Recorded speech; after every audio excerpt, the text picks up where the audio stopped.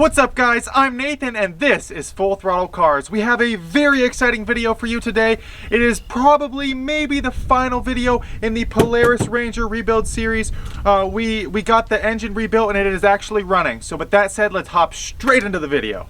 Alright guys, so like I said, they did a full engine rebuild on this this Polaris Ranger at the repair shop.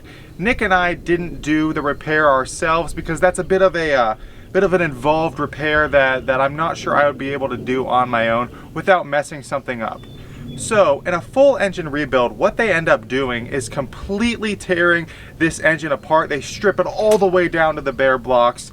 They take all your seals, all your valves, basically everything out of the motor, and then they slowly put things back together, check if there's any damage. You know, they would repair that damage, and they replace the seals, valves, oil pumps, and the like. And if you guys want to come over here, I can show you inside the motor right here.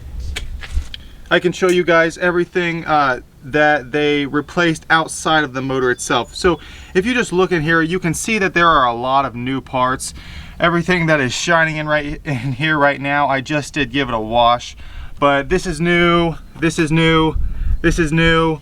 A lot of the wiring would have been replaced in this process as well, and that is actually a very important part whenever you're rebuilding something like this, because if you have any chew, any damage to the wires, that can really harm the vehicle. Alright guys, so I did just raise up the bed so we can take a look into the back here, and if you look down right there, you can see the exhaust pipe. Now the exhaust was a very big issue that we were having with this, and that's because there were cuts all over right in and around here, and they either replaced this pipe or welded it closed whenever they were doing the repairs to this, and that's because it was spraying hot air all over the engine. So in combination with the temperature sensor that we replaced previously in a former video, that allows this vehicle to sense whenever it's getting too hot and cool down. The exhaust gas is no longer hitting the engine, and that is allowing it to stay cool.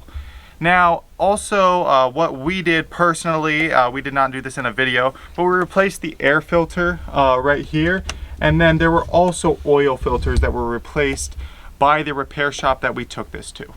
Alright, so moving away from some of the more recent repairs that were made to this vehicle, we can also talk about some of the former repairs that we made and some that were actually put up in previous videos. One repair that is not in a previous video but that we talked about and explained was the fuel pump that is sitting inside the gas tank right there.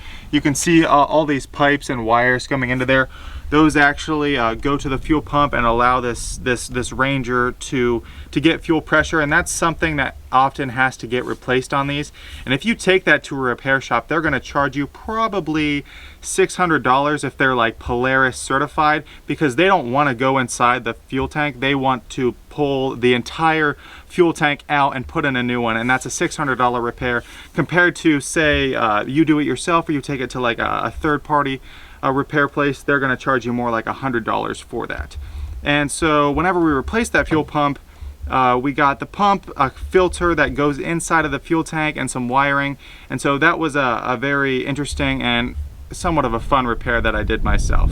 Alright, so another repair that I made to the Ranger here, and I actually put this up in a how-to video on this rebuild series, is the voltage regulator that's inside here, and that is this newer looking part. It's pretty easy to make out.